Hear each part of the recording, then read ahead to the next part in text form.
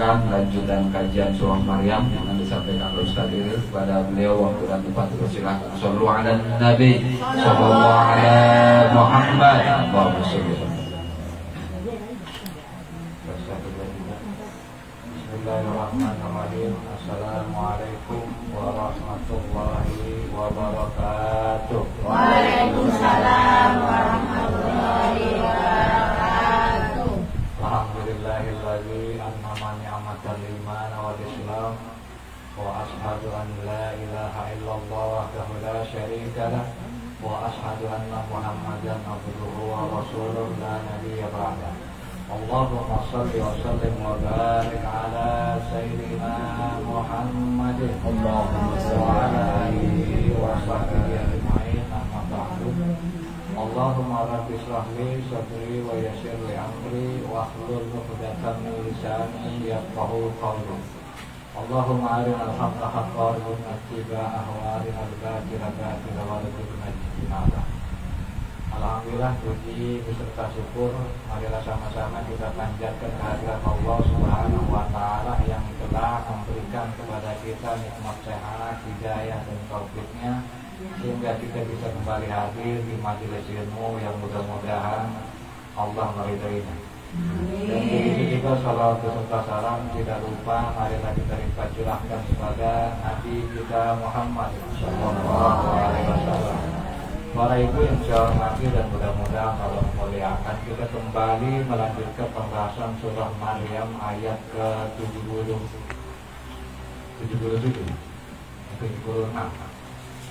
di mana di dalam ayat ini Allah Subhanahu wa taala berfirman, a'udzubillahi minasyaitonir rajim wa yazidullahu alladziina ihtadaw huda wal baqiyatus shalihatu khairun inda rabbika thawaban wa khairun maradda. Wa yazidullah, dan Allah Subhanahu wa taala menambah alladziina ihtadaw, bagi orang-orang yang mendapat petunjuk huda, petunjuk.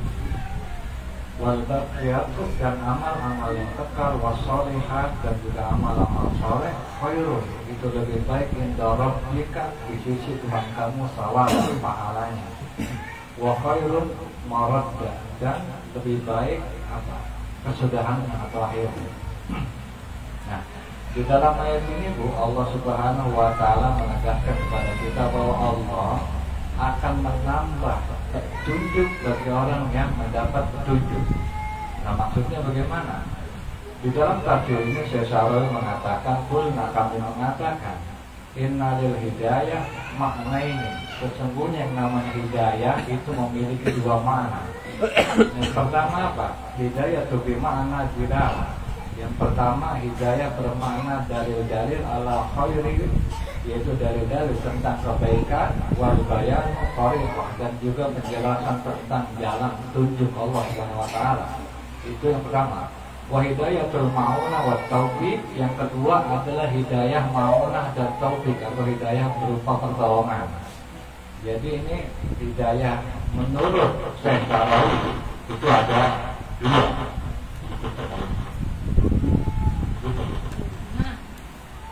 Hidayah menurut Syekh Syarawi itu ada dua. Tes 1 2 3. Ya. Tes 1 2 3. Nah, jadi menurut Syekh Syarawi hidayah itu ada dua.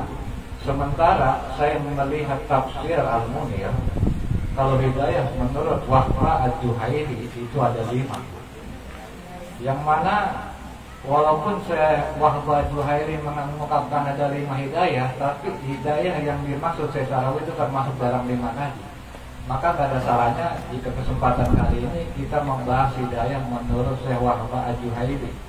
Jadi hidayah menurut Syekh Wahba Al-Juhaili pertama yaitu hidayah ilham fitrah. Jadi hidayah ilham fitrah ini Bu, hidayah yang diberikan kepada manusia dari sejak dia lahir. Ketika bayi itu sudah dapat namanya hidayah ilham fitrah. Bagaimana kita mengetahui? Yaitu bayi dikasih dia yang namanya apa? Bayi, ya Bu, ketika dia baik ketika lahir itu dikasih petunjuk sama Allah, dikasih petunjuk berupa apa? berupa dia itu kalau misalnya ini apa? Lanjut. Tes 1 2 tes 1 2 tes 1 2 tes 1 2 3 tes 1 2 3 tes tes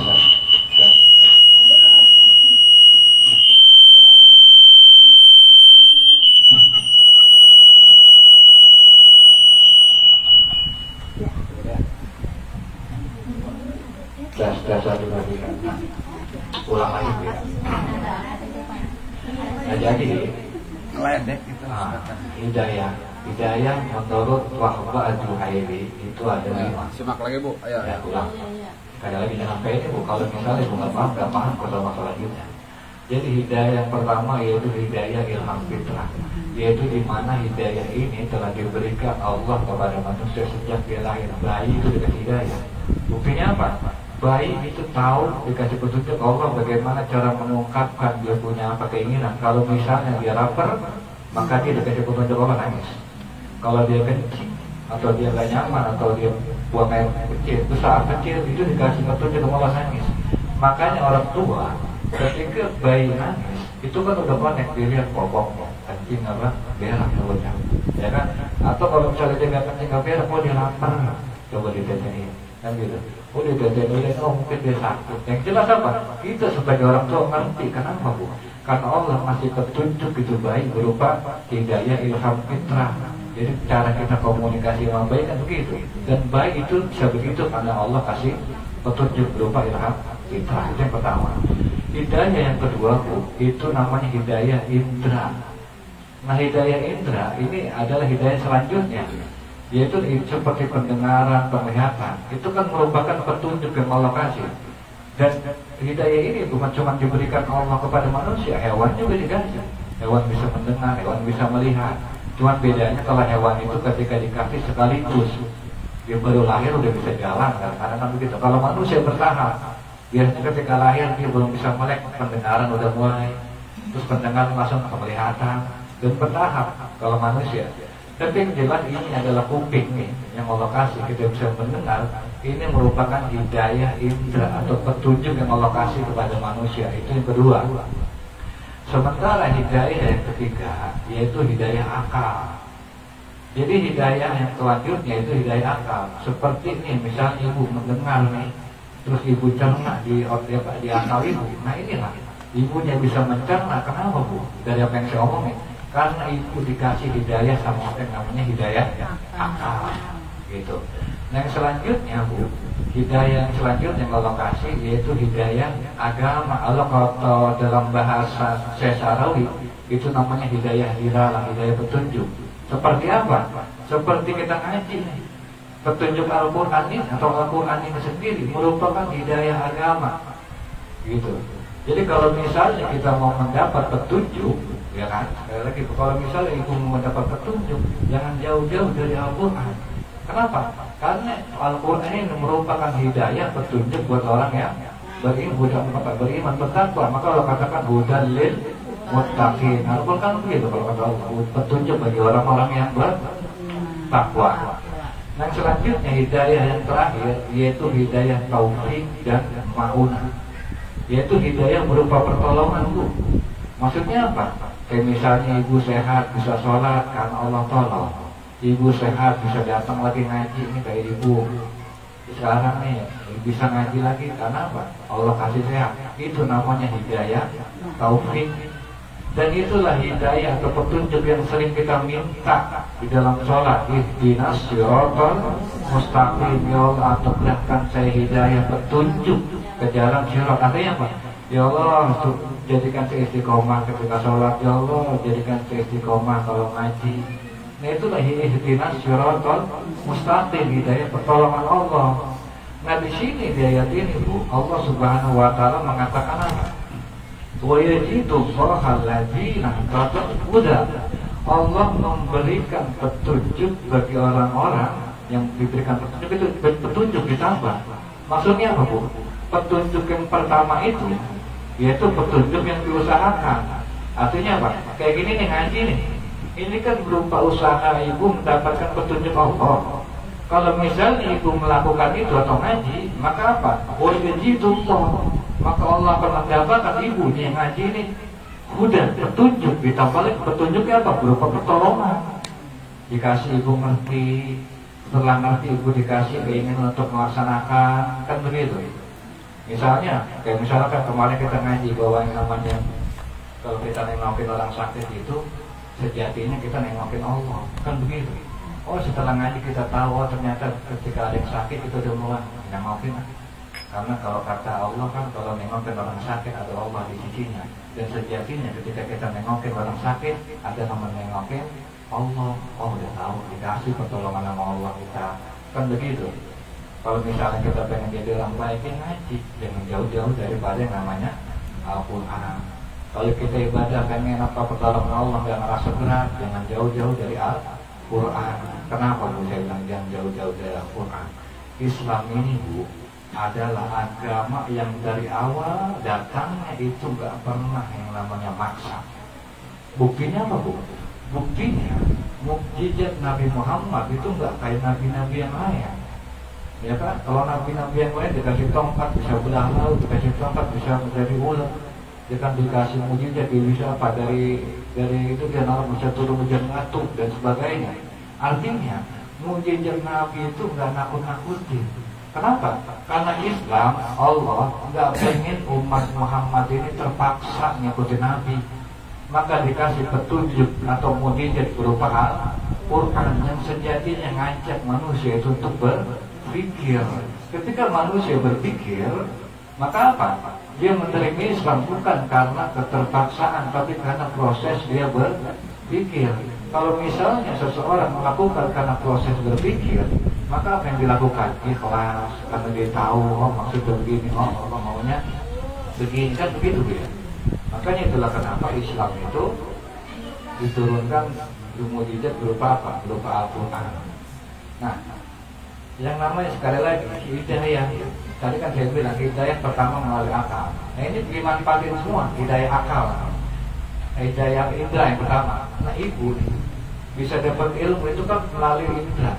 Kayak misalnya sekarang saya ngomong, itu bisa diterima pertama melalui apa? Indra pendengaran, ya kan? Nah ketika indra hidayah pertama Allah berupa hidayah indra, Allah kasih, Allah ibu pakai, benerin. Nah ketika udah masuk ke indra, maka hidayah selanjutnya Allah kasih apa? Hidayah akal. Artinya ketika ilmu atau apa yang saya sampaikan masuk ke telinga ibu, terus ibu cerna menjadi apa? Menjadi petunjuk. Dan itu juga yang disampaikan atau masuk ke otak itu adalah agama atau ajaran Islam. Maka ketika itu ibu boleh berharap nanti Allah akan tambah petunjuk. Tapi kalau misalnya kita malas ngaji, nggak mau dengerin petunjuk Allah, jangan berharap kita mendapatkan apa ditambah petunjuk sama Allah atau Allah tolong kita mendapatkan yang namanya hidayah taufik atau hidayah pertolongan. Jadi nggak mungkin, gitu. Makanya yang namanya hidayah taufik atau yang sering kita bilang ihdinas siratal mustaqim, ya Allah tambahkanlah atau tunjukilah atau anugerahkanlah kepada saya hidayah taufik, hidayah pertolongan. Yang selanjutnya apa? Wa baqiyatus sholihatu khairun, dan juga amal-amal yang kekal, amal-amal yang soleh khairun inda rabbik, itu lebih baik di sisi Tuhan kamu, yaitu sawab dan pahalanya. Apa itu maksud hidayah? Yang dimaksud dengan hidayah apa? Wa baqiyatus sholih, yaitu kalau di sini Syekh Syaroi mengatakan al-baqiyatus sholihat ya a'malu sholih allati kanat minka khalisatan liwajhillah, yaitu amal soleh yang mana amal solehnya dilakukan dengan kebersihan hanya mengharap ridho Allah. Nah itulah ibadah yang apa? Wal baqiyatus sholih, jadi amal yang kita lakukan yang ngaji karena Allah, enggak karena yang lain. Maka itu apa termasuk daripada baqiyatus sholih, yaitu apa? Amalnya kekal, gitu. Kekal juga istilahnya soleh tadi. Kalau misalnya kita bisa melakukan itu, maka apa? Inda rabbik sawaban, maka di sisi Allah itu gede pahalanya, besar pahalanya. Dan juga wa khairun muradda, dan juga baik akhirnya atau ujungnya itu pasti baik. Kalau misalnya ibu niat ngaji, jangan nih, niat ngaji bukan karena Allah, tapi niat ngaji hanya sekedar pengen dihormatin orang, dihargain orang, atau niat lain lah selain Allah, bisa keluar ibu ngaji dari sini. Yang tadinya ngaji bisa nggak ngaji.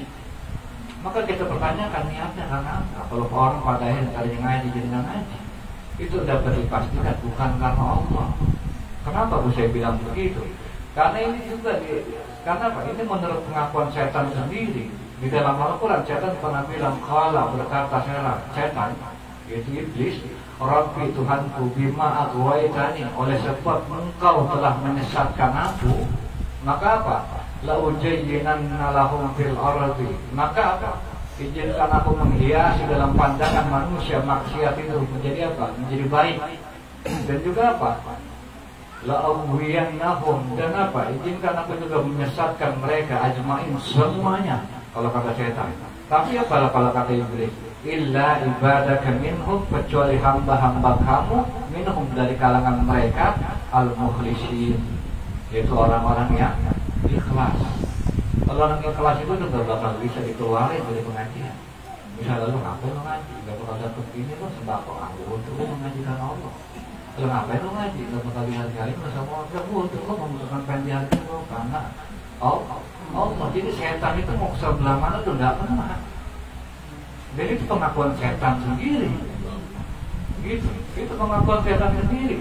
Maka apapun itu niatin ngaji itu jangan karena macam-macam, tapi karena Allah. Karena terlebih yang saya lihat biasanya ibu nih, kalau ngaji, mohon maaf, niatnya kadang-kadang ngaji biar ntar kalau ada acara ngundang apa-apa gampang, biasanya gitu. Kalau kita ada hajat enak, biasanya begitu. Kalau itu Bu, kalau masalah ngundang gampang, ada hajat enak, itu mah hadiah. Yang penting satu, ibu niat lillah gitu. Ketika ibu niat karena Allah, nanti tahu ngundang gampang, itu hadiah dari Allah. Gak usah pakai diharap. Kalau itu pasti gitu. Maka kalau misalnya tidak sekedar pengen supaya ngundang atau ada acara apa-apa gampang, nggak bakal dapat yang namanya pahala di sisi Allah, percuma, sia-sia. Itu Bu ya. Sekali lagi ditata niat lagi. Mungkin awalnya kita niat salah, kita tata lagi. Jangan karena ini dan karena itu, tapi apa? Hanya mengharap namanya itu ridha Allah. Karena itu adalah amal yang dikatakan al-baqiyatus sholihah, amal qalbi sholih. Itu Bu.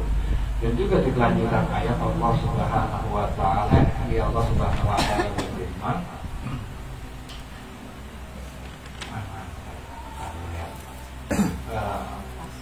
afara'aital ladzina kafaru, apakah mereka orang-orang kafir itu enggak kalian apa? Kalau kafir bi ayatina, tidak melihat ayat dari kami, qala mengatakan la utayyanna malan wala walada. Nah, jadi apakah mereka itu orang-orang kafir itu enggak melihat terhadap ayat kami, dan mereka mengatakan apa? Sesungguhnya kami nanti dikasih di akhirat nanti malan harta walada dan anak. Maksudnya apa? Jadi ini kalau kita sekedar terjemahin juga bingung maksudnya. Maka biasanya kalau Al-Quran ketika kita pengen tahu maksudnya, kita harus tahu yang namanya asbabun nuzul atau sebab turunnya Al-Quran. Jadi Bu, penyebab atau yang menjadikan Al-Quran ini turun itu sebuah kisah tentang Khabbab. Yang mana Khabbab ini adalah sahabat Rasulullah yang beriman kepada Allah. Profesi Khabbab ini Bu, yaitu pandai besi, tukang bikin pedang. Nah, satu saat Al-As bin Wail, orang kafir, ini minta dibikinin pedang sama dia.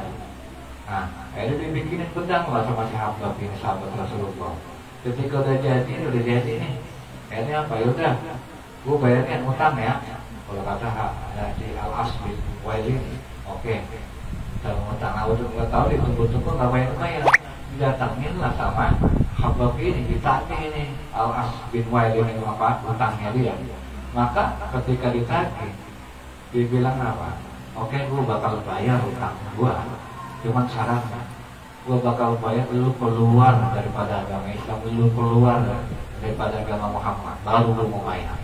Kalau kata Al-As. Maka Khabbab ini bilang apa? Lah, enggak, wallahi demi Allah, la akfur bi Muhammadin sallallahu alaihi wasallam, demi Allah gua nggak bakal kufur terhadap Nabi Muhammad hatta yumitaka, sampai lu mati. Apa yumitaka Allah, sampai Allah mematikan lu, wa yab'atsaka, dan sampai Allah membangkitkan lu, gua nggak bakal kufur. Sampai kapanpun gua nggak bakal kufur. Kalau kata Khabbab ini, maka Al-As bilang apa, ya udah, kalau emang mau lu begitu, gue bakal bayar nanti di akhirat. Karena apa? Karena di akhirat Allah bakal ngasih gue harta yang banyak, bakal ngasih gue keturunan yang banyak. Begitu kalau kata Al-As ini. Kenapa bu? Ya kalau kata Khabbab ini, kalau kata apa? Karena dia berpikir, ya kan, di dunia gue dimuliakan oleh Allah dengan harta, ya kan, dengan jabatan, di akhirat lebih gue. Kalau misalnya lo gak mau ingkar sama Muhammad, gak mau kufur sama Muhammad, ya udah, nanti gue bayar di akhirat. Kalau kata Al-Asim, artinya Al-Asim ngelak, gak mau bayar, intinya begitu. Kira-kira, tapi dia ngerasa, gue nanti di akhirat gue bakal dapat lebih banyak. Lalu gue bayar di akhirat. Apa pelajaran kita bisa ambil? Yaitu yang terkait masalah utang piutang, kan gitu di sini. Nah kita yang namanya sebagai seorang Islam, seorang beriman, ketika berbicara utang piutang, ini adalah permasalahan yang sangat sangat kalau tekankan di dalam Islam itu dikasih gambaran seperti ketika Al-Quran membahas orang yang utang itu Allah bilang apa? Ya ayyuhalladzina amanu, wahai orang-orang yang beriman, tidak tadaitu, jika kalian bermuamalah bidainin dengan cara utang piutang, ila ajalin musamma, sampai batas waktu yang ditentukan, faktubuhu, maka tulis. Nah, di ayat ini kan Allah mengatakan apa? Wahai orang beriman, kalau lu melakukan muamalah dengan cara utang piutang, ila ajalin musamma, sampai batas waktu yang ditentukan, artinya apa? Kalau orang beriman, ya sekali lagi, kalau orang beriman yang namanya utang, itu udah harus gambaran kapan dia mau bayar. Kenapa? Ila ajalin musamma. Artinya apa? Ketika dia ngutang, dia udah tahu dia gue bayarnya dari mana. Gitu. Karena apa? Allah menggambarkan kalau beriman itu ketika ngutang udah tahu gue bayar tanggal sekian. Ila ajalin musamma. Jangan sempat kita berpikir ngutang tapi masih bingung mau bayar dari mana. Kenapa? Kasihan yang diutangnya. Itu yang pertama.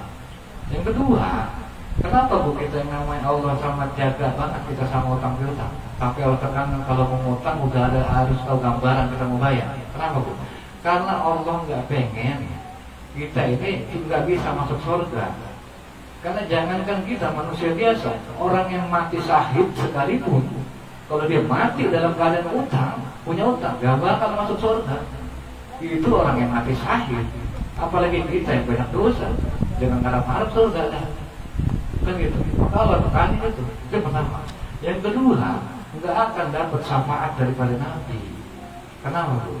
Karena dulu ketika ada salah seorang meninggal, Nabi nanya, ini orang punya utang nggak? Ya kan? Kalau sahabat bilang ada, ya udah lu sholatin. Rasulullah pergi. Kenapa? Nggak mau nyolatin orang punya utang.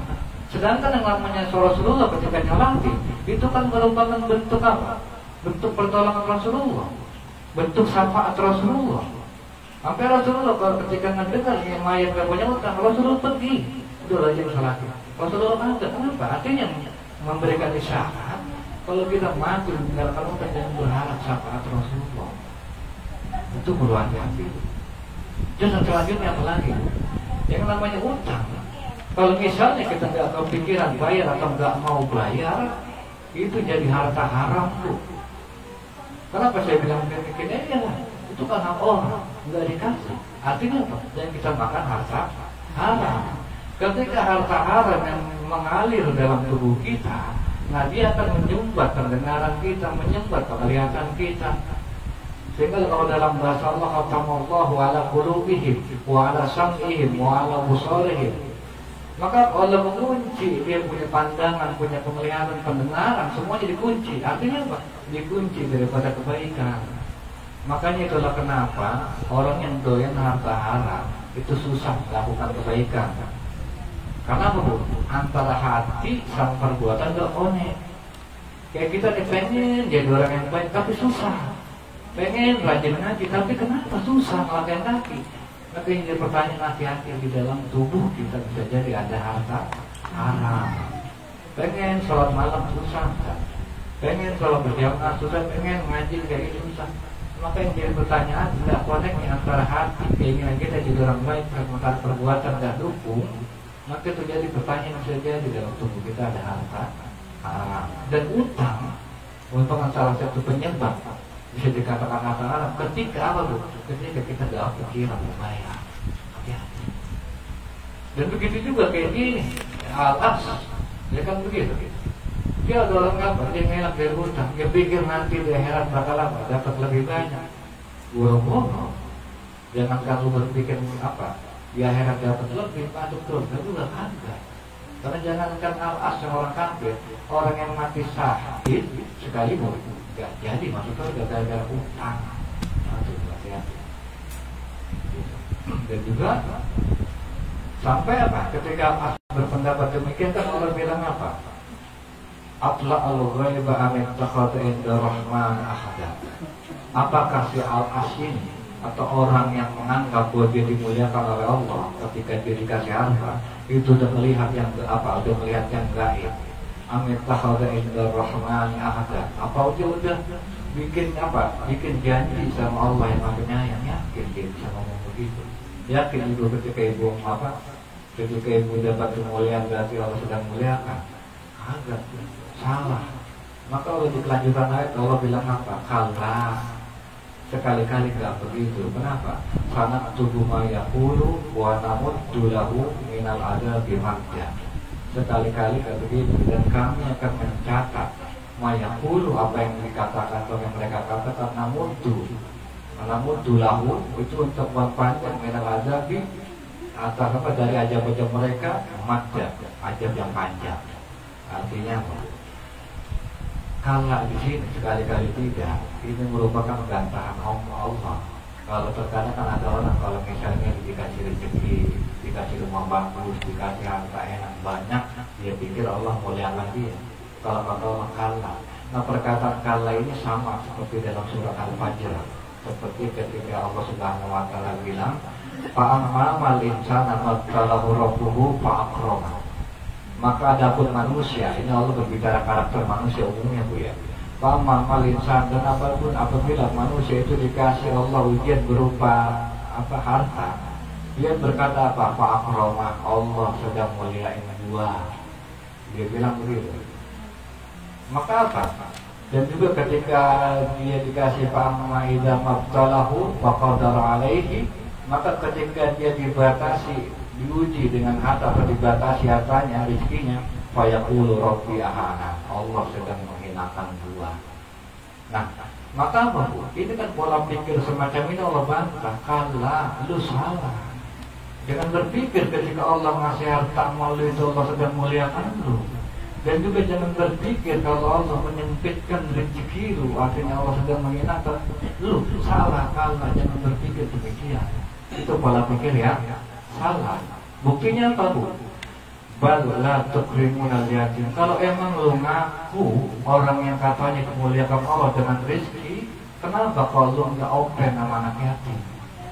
Kenapa lu nggak nggak nyantunin anak yatim? Wala taqudduna ala tu'amil miskin. Dan kalau memang lu merasa bahwa lu dimuliakan dengan harta, kenapa kalau lu nggak ngajak orang miskin makan bareng? Nah itu cara ngeliatnya begitu. Makanya kalau ibu pengen lihat apakah rezeki yang Allah kasih dari apa dari ibu, tapi nggak berefek baik buat orang yang lebih di bawah ibu, maka jangan berpikir kalau ibu Allah ibu sudah dimuliakan sama Allah. Karena orang yang dimuliakan Allah adalah orang yang dikasih rezeki dan rezekinya bermanfaat buat orang sekitar. Gitu bu. Dan pilih saja yang salah nanti akan sedikit lebih lagi malu. Assalamualaikum warahmatullahi wabarakatuh.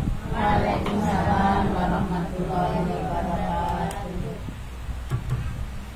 Baik, Ibu Hadiroh yang dimuliakan Allah Subhanahu Wa Taala, demikianlah lanjutan beberapa ayat masih surah Maryam, di mana pada malam hari ini kita membahas tentang hidayah dan